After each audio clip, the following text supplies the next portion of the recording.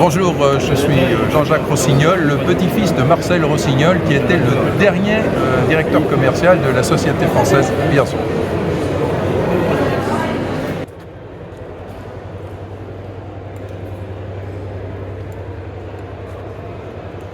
Bonjour. Ah, c'est Monsieur Rossignol.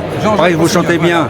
L'auteur, alors bon, il vaudrait mieux pas que je chante pour pas que le temps il change. Et il vaut mieux que je parle de ce que je connais, c'est-à-dire les sociétés françaises et surtout de la vie de mon grand-père, de mon arrière-arrière-grand-père. On avait déjà eu l'occasion d'évoquer ensemble il y a 3 ans de ça, lorsque Fraternel Destin était sorti à cette époque. Après, il est sorti Fatal Destin au dernier salon du livre. Et puis, entre-temps, un album sur la française de mon grand-père, qui étaient des photos inédites de sa collection personnelle.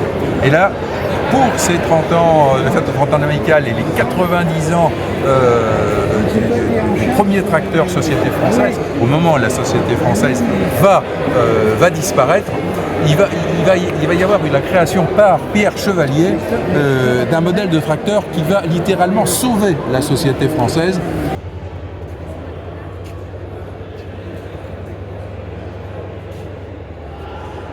Et faire de la société française le premier fabricant français de machinisme agricole.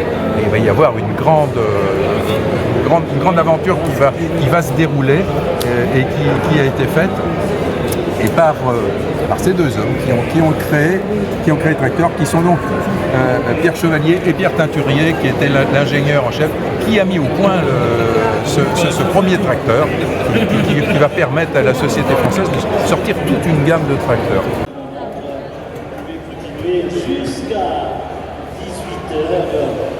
Ensuite, dès que vous êtes rentrés ici à cette très très belle fête, eh bien vous pouvez et vous avez l'occasion d'acheter un billet de tombola pour le prix de 2 € et vous emporterez bien entendu le très très beau lot de valeur et notamment en premier prix.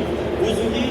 Après, mon grand-père deviendra directeur commercial en 1946 et il sera le dernier directeur commercial jusqu'en 1956, où malheureusement la société française disparaîtra dans des circonstances, disons, quelque peu délicates, difficiles, que j'expose dans mon livre Fatal Destin pour faire comprendre qu'il y a eu des tensions qui se sont faites après la guerre, au moment de la guerre froide, entre le camp russe et le camp américain, entre la CIA, les services secrets, etc., qui l'ont amené malheureusement.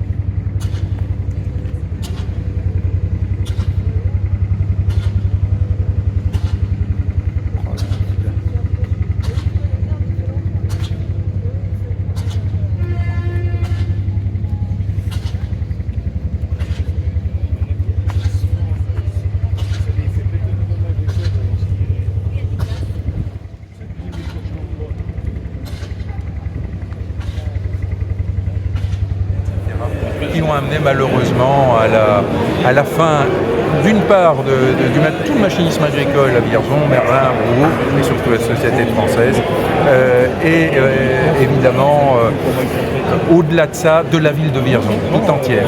Parce que ça a été une espèce, j'aime pas le terme de complot, c'est pas un complot, mais ça a été une bagarre qui s'est établie pour que Vierzon devienne un petit peu une espèce de vitrine de l'échec du système communiste que les Américains voulaient absolument avoir mettre en évidence, quoi. Avec le plan Marshall, ils s'en sont servis effectivement pour que la CAS puisse reprendre la société française, qu'il n'y ait plus de matériel agricole et que ça soit du matériel de travaux publics, et après pouvoir le détruire et qu'il n'y ait plus véritablement de grande industrie.